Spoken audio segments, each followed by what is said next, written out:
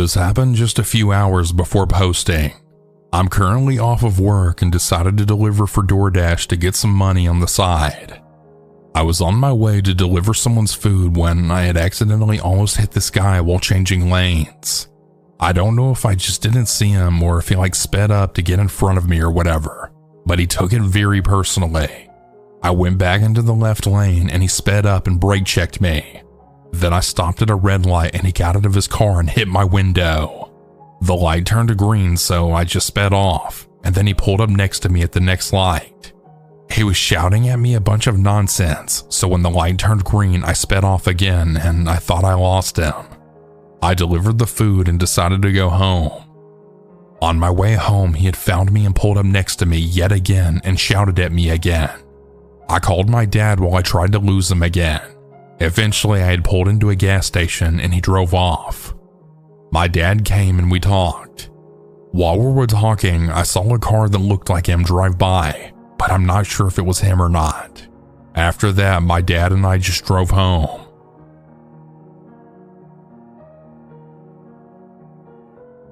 I'm not sure if this is going to be that interesting of a story since it happened at such a young age that the story had to be relayed onto me through family. When I was around 1 to 2 years old, me and my sister were at my aunt's house. My mom, me, and my sister were outside in the front yard, and she said she needed to go inside for something and left my sister outside with me. My sister was around 5 to 6 at the time and should have never been put in charge of a baby. Anyway, during the time she had left and it was just the two of us outside, apparently someone had grabbed me and no one noticed until my mom came back outside and I was nowhere to be seen. She immediately freaked out, and my uncle at the time had driven around the area to go searching for me. He had a feeling about who he knew it was and was on the verge of breaking into the guy's house because he had banged on his door multiple times and was ignored. My aunt must have talked him out of it because they ended up just going back home and calling the police. When the cops got there, they drove around and they ended up finding me multiple blocks away, just standing outside of the very house that my uncle said was the guy. They never made any arrests on the guy, and I don't even think they questioned him. My family says they think that once he had heard the sirens coming, he panicked and just left me outside to be found because there was no way a baby that had just recently started walking could have wandered that far off on my own.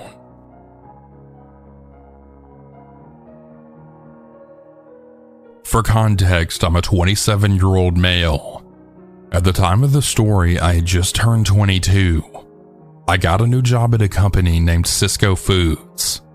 I worked for this company doing overnight shifts at a warehouse. I would clock in at 8 p.m. and get out at 6 a.m. One night on my way home, I had noticed I was a little low on gas. I had already passed the usual QT I like to stop at, but I didn't have enough gas to make the 50-minute drive home. I decided to pull over at one of the many other gas stations along my route home before the main freeway. I pulled into the station and it was completely empty.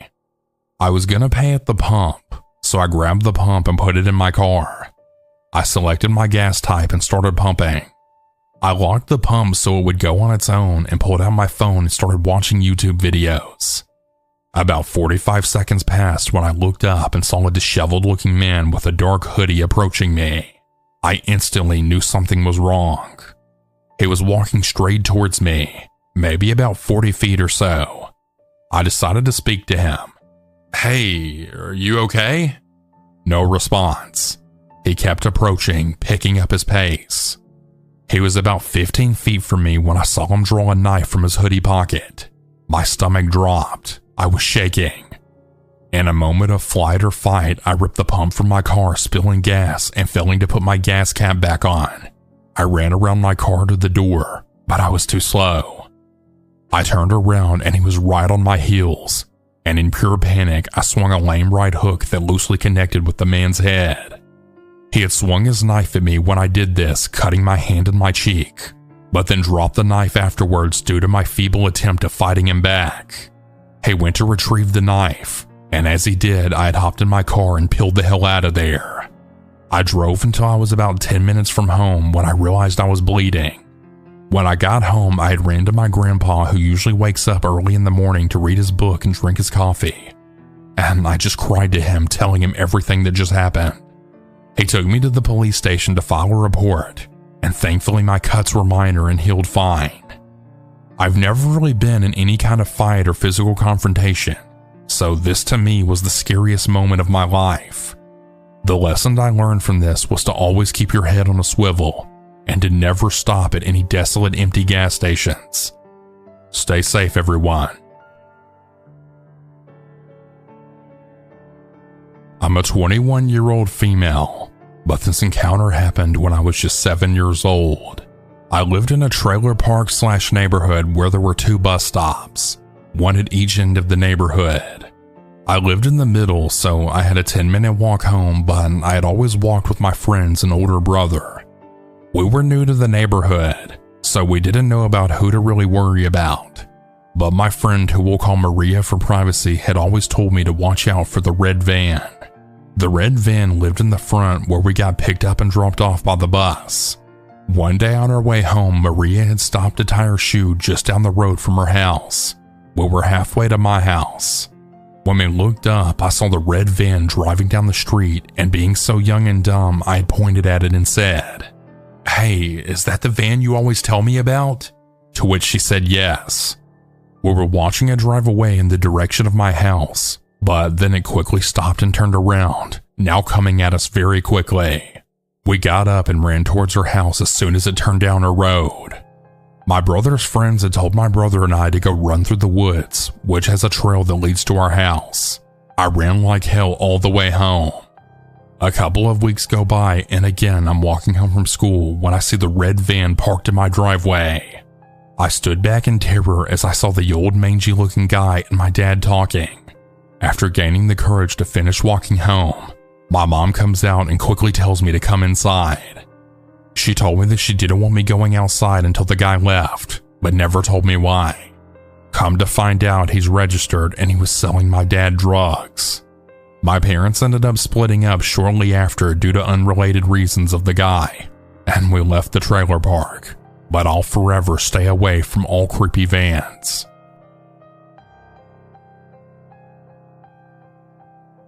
Early this morning around 3 a.m. there was a knock on the door. My dog started to bark aggressively. I had a gut feeling telling me to not open the door. I asked who it was. A lady responded by saying, "This is security. I need you to open the door so I can talk to you." Well, first of all, we don't have any kind of security here. Second of all, she kept covering up the peephole, so I didn't respond. She actually tried to see if the door was unlocked. I called 911. The dispatcher stayed on the line until the police got here. She asked me if the lady was still there. I told her yes and that she's trying to open the door. The police finally got here and escorted her off my doorstep. Apparently she was on something, but it wasn't enough to take her away. She was wearing a black tank top and black shorts. I was thinking to myself yesterday that it's a real security uniform. They gave me an incident number in case she comes back, but I really hope she doesn't.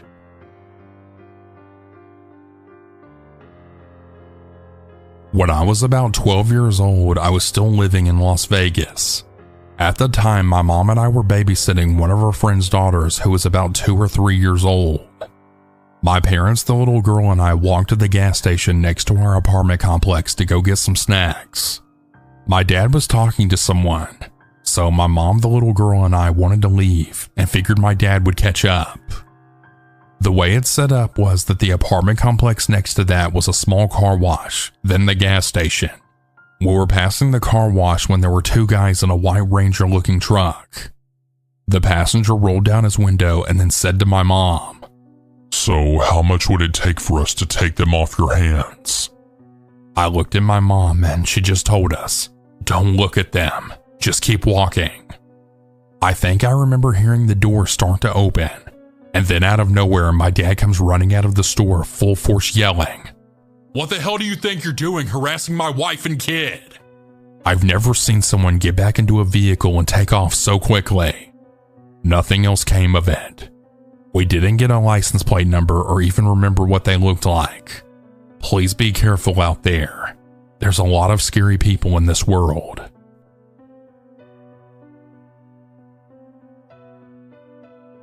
I'm a female in my 40s, and I've been in a long-term relationship for over a decade now. My partner and I went to London for a getaway, and we live in Scotland. My partner was napping in the hotel, and it was a Thursday night. I can't remember exactly what time it was, but he had a headache. I want to say it was about 5 or 6 p.m. I had decided to go out and buy some snacks for us because we had planned on having an evening in. I ended up walking for about 20 minutes because I got distracted looking at all the sights around me. It's worth mentioning this was October, so it was pretty dark. Anyway, I decided to get a taxi back to my hotel instead of walking back, which might sound lazy, but I had the money for it, and I was willing to spend it being lazy. I approached a taxi and the male driver told me to get in. He was an average-looking guy. He looked completely normal. He asked where I was going, and I told him the hotel. He said that he'd park a street away from it, which I didn't really think much of. I texted my partner to let him know I was on my way back, and in no time the taxi came to a halt. I opened my purse and got the money out to give to the driver. However, he'd started demanding £50 for driving. I remember the fare meter was saying £20 or something like that. I can't remember the exact amount now because, well, this took place like 7 years ago. I pointed this out to him and the driver began shouting at me, demanding that I give him £50 because he had just driven me to my destination, and also that I couldn't get out of his car until I gave him the full amount. It was then that it dawned on me that the doors were auto-locked, so I couldn't even get out if I tried. I suddenly felt very uneasy. Now, I'm naturally a level-headed person, and I really pride myself on never getting into these types of situations. I tried to defend myself, stating the fare amount was visible on the fare machine and that I wouldn't be overpaying. I threatened to report him, but he just kept on ranting and raving. I got my phone out and he actually tried to grab it right out of my hands. This was the last straw. I felt extremely uncomfortable, and as much as I resented it, I decided that my best option would be to just give him the damn money. I like to carry cash with me at all times, and because I was on a trip, I happened to have £150 in my purse. I handed him the money and then screamed at him to let me go and to not touch me. He grabbed the money and sniffed it. It was one of the weirdest interactions I've ever had, even to this day. Thankfully, however, he unlocked the doors and I immediately got out of the taxi and practically sprinted to the hotel. Once I was there, I told my partner everything. I hadn't even thought to call him or text him as I was running back to the hotel. He was horrified and he tried to encourage me to go to the police, but I decided not to because I figured they wouldn't do anything. My partner tried his best to persuade me to report it, but he respected my decision not to. This might not sound that scary, but being locked in some random guy's car was a really scary experience. I feel like he robbed me, but I had to give him the money because I couldn't think of any other way out of that situation. If I refused to give the money, I was afraid he would have harmed me or something. The rest of the trip was smooth sailing, but I've never been back to London since.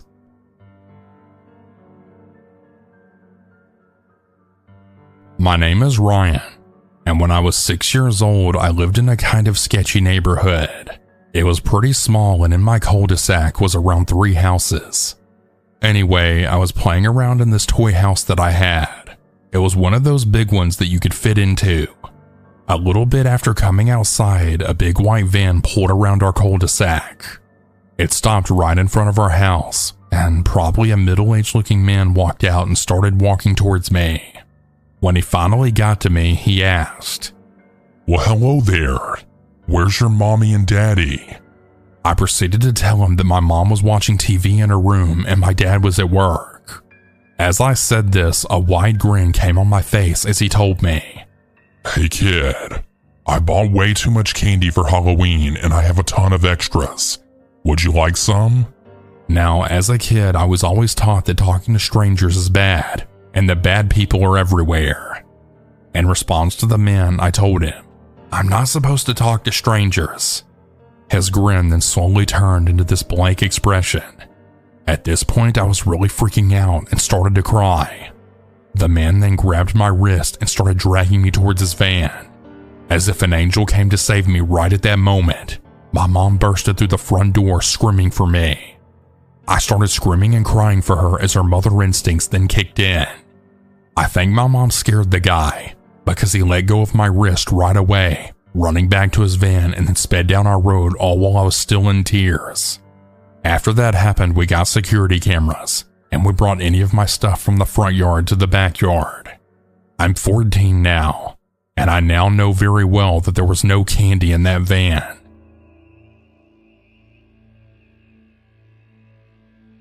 I'm a little nervous to share my story, but I'm here to help someone else and let you know that sometimes it's just not worth the risk to try dating apps.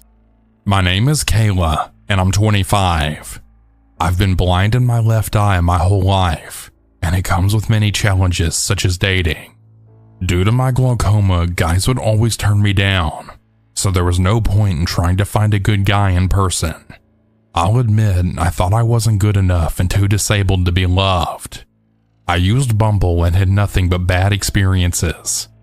One stands out, and it was one night when I was in my basement with my bearded dragon. I matched with a guy named Dalton, and yes, I'm using his real name because of what a creep he was. We FaceTimed on Instagram and he told me that he had a bearded dragon too. He asked me if I'd come over, and I got nervous and just politely declined, which he then just said it's okay. Then he hung up on me. Red flag. I went to go show my sister, who I'll call Leona. She thought that he looked creepy. Well, a year later after I blocked him, Leona, my mom, my twin brother, and I went to Alabama in July of last year to go see Cody Johnson sing. I was very excited because blindness has allowed me to have a deep love for music, especially country. A day into the trip, I was laying on the couch trying to wake up when I had heard my sister say, "Show Kayla." Wait, what? What was going on? I wondered as I sat up to go to the kitchen. "Is everything okay?" I asked. "Someone tried to break into our house at 8:30 this morning," Leona told me. I was absolutely shocked and terrified. My poor dad was back in Georgia by himself and he had to deal with the guy. Little did I know that it was Dalton. Leona read me the text that my father sent. "This dumb idiot tried to break in." Dalton was shirtless and he was holding a car key.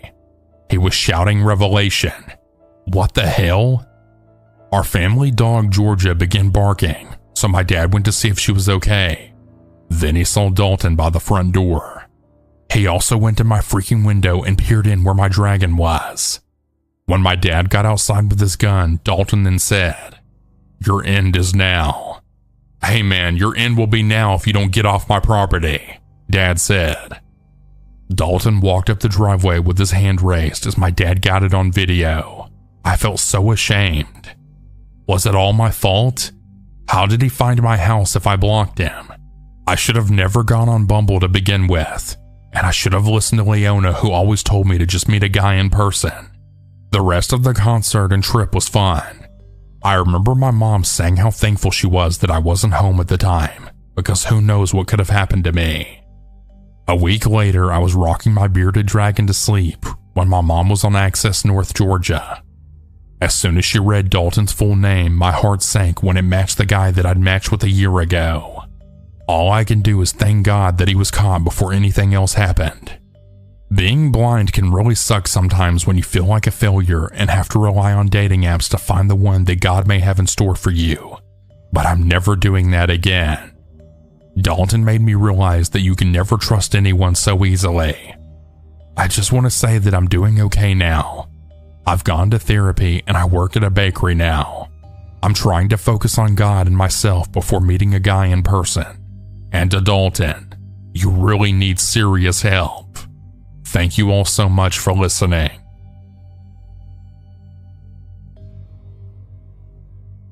So I recently visited my family in South Carolina for my father's funeral, and the story came up as we talked and shared memories at my cousin's house. My father's sister Catherine told me a story about when my father was 10 and lived in New Caney, Texas with Catherine and some other family members.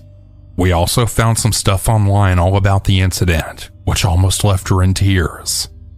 My father was walking to his school, which was near the 76 truck stop, and he decided to cut through the stop to get to school faster. He had stumbled upon a decaying corpse on the tree line where the trailer's parked. There were clothes strewn everywhere, and even some in tree branches above the body. The police were alerted and they found the body behind the truck stop. My father was very obviously shaken and traumatized by this experience, but he never told me as a kid, nor did my mother. Nobody ever mentioned it or referenced it. The most disturbing part of this story is the fact that the killer is still on the loose, and because of the corpse being near a truck stop, a possible serial killer.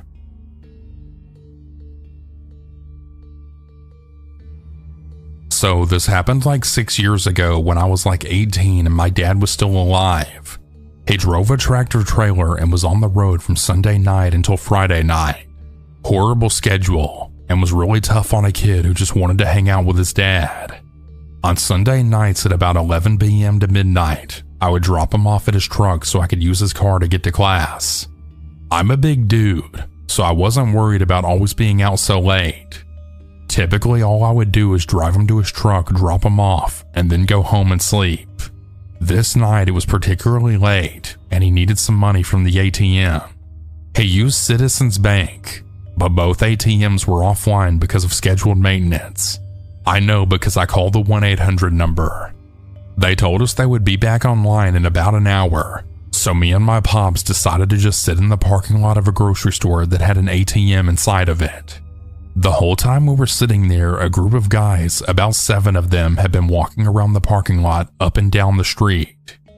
About 45 minutes after calling that 1-800 number, that same group of guys slowly walked to our car.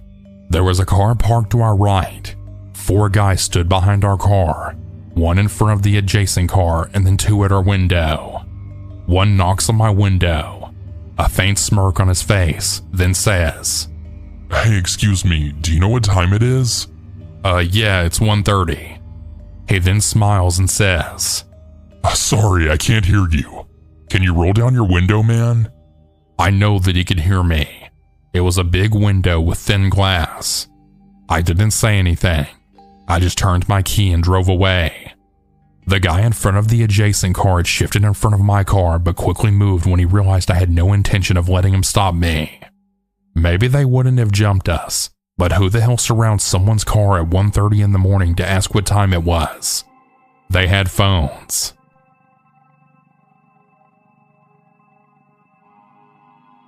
I grew up in rural southern Mississippi a long time ago, long before cell phones. My stepfather had a job as a trucker for a short while and was off on a job. My mom and I were home alone together often during this time that he would be on the road. A 9 to 10-year-old girl and a slight woman not even 5 feet tall. My mother and I were watching TV when our dog Mandy, who was just sleeping on the floor, suddenly stood up and started growling. She went to the door and growled, then sort of woofed a little. Not an actual loud bark, then went over to a window and started pacing rooms, growling and whimpering. She was just a mutt, not any kind of a guard dog, and she never acted like this. My mother was instantly on alert. My mother then told me, "I'm gonna go get my gun, turn off the lights in the kitchen and in the dining room, and look out of those windows and tell me if you see anything, and stay low." I turned out the lights and then crawled over to the dining room windows. I looked out. The side of the yard had our gas tank about 10 feet from the house, as well as a giant oak tree about 10 feet to the left and past the gas tank. It was dark, but I saw a man kind of hunched over, like a cartoon character sneaking, darting from behind the tree to dug down behind the gas tank. I called out to my mother, "He's behind the gas tank. It's just one guy." I couldn't see anything about him, just dark clothes and a mask on and a hat. She was at the front door at that point, perpendicular to the side that I was viewing. She opened the door and fired 2 shots in the air, not even towards where he was. That guy was ducked behind the gas tank, lit the freak out. I don't think I've ever seen someone run so fast in my life. My mom then told me. She'd grabbed the phone, of course, heading to get her gun, but it was dead, so we needed to go get a phone. She said we'd go on 3 and that I should run to the car, get in as fast as I could, and lock the door. She did so as well, but she was holding onto the gun still pointed up, very clearly armed. She drove us to the neighbor's house in the opposite direction the guy had run, then called the cops. When they came out to look over the place and everything, they let us know that our phone wasn't dead. No, the phone line going into the house had been cut.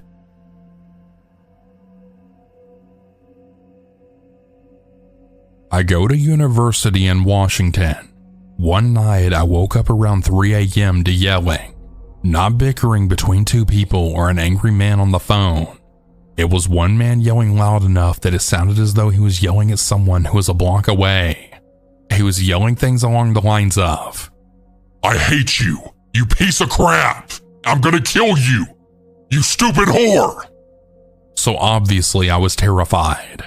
I lived on the ground floor and my bed was right next to a big window. I was too petrified to look out of the window and see what this man looked like or how far away he was. The yelling continued for around 10 minutes while I laid completely still. In the morning, I had left my house to drive to class. When I got to my car, I noticed the door was ajar. I hadn't connected the 2 situations yet. I was just concerned about my registration or insurance card, the only valuable things ever in my car. When I opened the door to assess the damage, I had noticed something on the middle console. It was a pocket knife. Stupidly, I picked it up without gloves. Etched on the handle of the blade, no joke, was, "Cut a hoe," and on the blade was etched "cut," as if he had started to write the same page but ran out of time. The thought that the yelling man had did this now crosses my mind, and the fact that nothing was stolen but a knife was left in my car just gave me chills. I immediately went back inside and brought the knife to my housemate in tears. We called the police to report the car break-in and to give them our very little evidence. They documented it as a car break-in and potential threat because of the yelling I heard the night before. I slept at my friend's house that night, and the next day I wondered if we had overreacted by calling the police. We just planned to sleep at home that night. At 12:30 a.m. while getting ready for bed, someone rang our doorbell 3 times. We saw someone walking away from our house out the side window immediately after.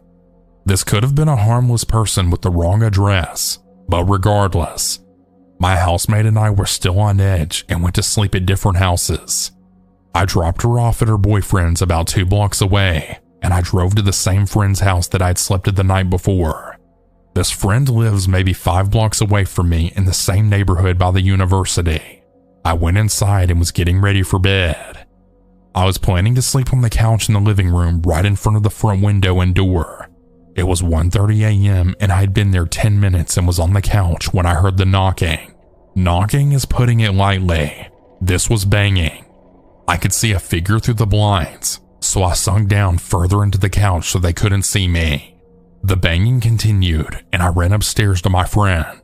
We sat in her bed with the door closed and a bat in hand. Nobody else who lived in her house was there that night, so it was just us. We called Crime Check so they could send out a patrol and hopefully get there before the guy left. He stopped knocking for a couple of minutes and then came back and continued for maybe 5 more. When the cops finally arrived, we called Crime Check again to make sure it was actually the cops who were banging on the door and not a stranger. Even better, when talking to the police, they seemed annoyed that we didn't answer the door sooner and actually had the audacity to ask us if we asked what the guy wanted. They said that it was probably just someone drunk or on drugs. In our opinion, it was just way too much of a coincidence with the past 2 days with everything we had just been through. I can't help but think that the yelling man had watched us leave our house that night and followed me to my friend's house. Especially because the first night I slept at her house, I didn't drive myself, so my car wasn't parked in front. It's been a year now since then, and nothing else has happened, but every time I think about it, I'm creeped out.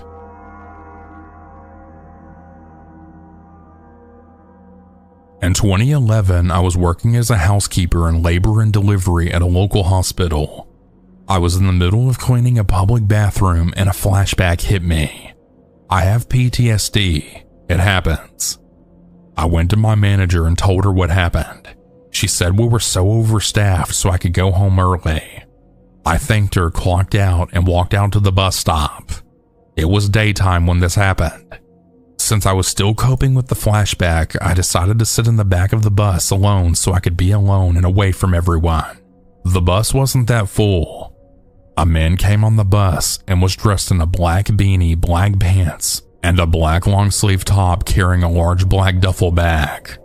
I thought to myself how strange it was to be dressed that way in the middle of the summer when it's easily over 100 degrees where I live. He walked right up to me and sat beside me, which I was next to the window. Then he put his duffel bag right in front of me. I felt trapped and uncomfortable, so I got up and moved to a new seat. He then got up and did the same thing again without saying a word.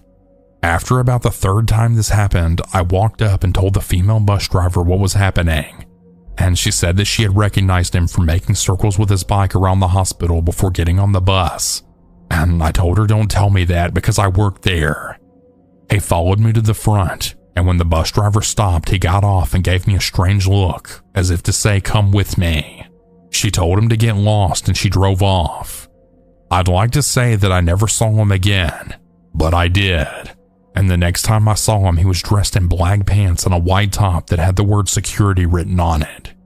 This time he was smiling and socializing with multiple people on the bus and didn't pay much attention to me. I sat by myself somewhere on the bus, and he sat somewhere differently than me. Thank goodness.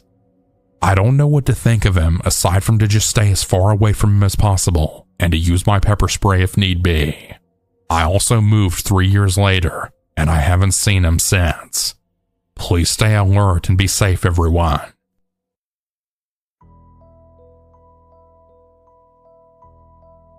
Hi, I'm from a small city in Australia, and for my safety, I'm changing my name to Emma.